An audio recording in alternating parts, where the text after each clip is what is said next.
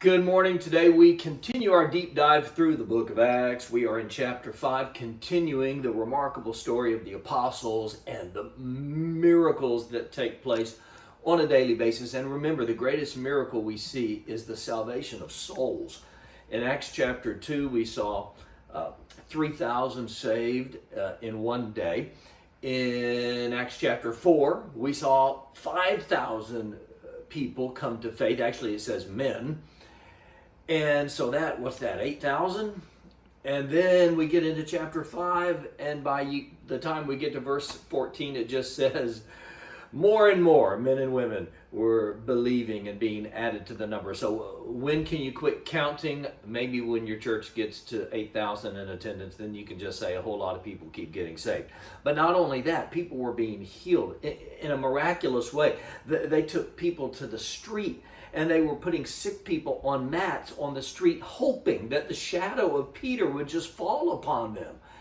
We are seeing some miraculous, extraordinary things. It says everyone was being healed, demons were being cast out, and so the religious establishment was absolutely thrilled that this was happening. No, they were not. In our passage today, it begins in verse 17 by saying they were jealous. And so what do you do when there's a revival? You take the preachers and you throw them in jail. That's what they did. They arrested the apostles, put them in a public jail. No problem. You can't stop God. Remember that, some of you today, when you're facing something that seems impossible, you can't stop God. God sent an angel in the middle of the night and broke them out. Then the angel said, go stand in the temple courts and preach. So that's what they did. The apostles go back to the temple at daybreak. They are preaching. I guess there are some early risers in Jerusalem because they're preaching to someone. The sun is rising and they're talking about a risen Savior. They're preaching. And now the religious leaders want to bring the prisoners in. So they go to get the prisoners and they're not there. Oh, the jail is locked securely. The guards are standing at the door. But the apostles are not there. They're incredulous. And then someone says, wait, look, the people you put in jail, this is verse 25, are standing in the temple courts teaching the people.